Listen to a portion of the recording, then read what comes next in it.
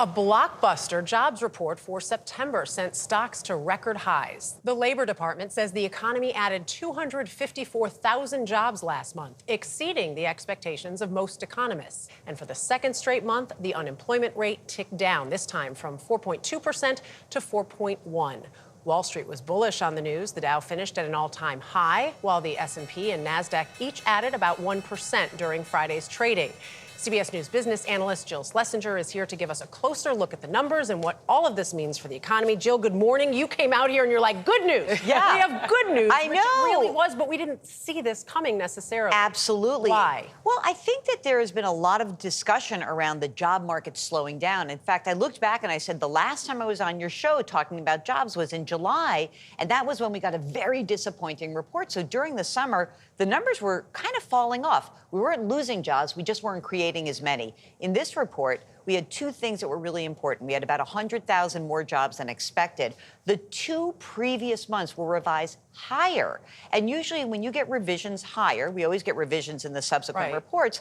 When those higher revisions come in, it's a big clue that the labor market is strengthening underneath. 45th consecutive month of job creation is pretty astounding. 185,000 jobs a month over the last 3 months. So this is a solid labor market. There were a lot of threats out there, though, a big one being that port strike, with the strike now being suspended, and one of the sweeteners to the deal being the fact that wages might get better for them. How are workers feeling about the overall economy in terms of what they're earning? I want to be clear. There's a difference between how we feel and what the data show, okay? So I'm a data nerd. I own it, okay? Math head here is going to tell you the wage number in this report was really good.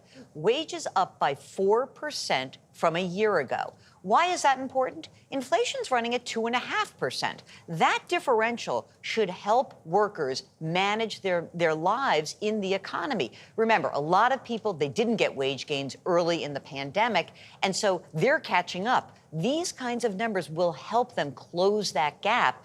And as to how we feel, the problem is inflation casts a very long shadow. So what we all do, we're human beings, we have lizard brains, we go grocery shopping and we say, oh my gosh, things cost so much more. And we don't think, oh, but I got paid more. So it is good news, unambiguous good news from this report. Two sort of things that come to mind. What's the Fed going to do next? And overall, what does this mean for the economy? You know, I think this gives the Fed a lot of breathing room. Remember, they had that first interest rate cut of 0.5 percentage point, and that was really good for people who were looking to borrow money, not so great for savers. This report shows some underlying strength in the economy. They may drop the rate by 0.25 percentage point at the November meeting, maybe another quarter in December. After that, we'll see.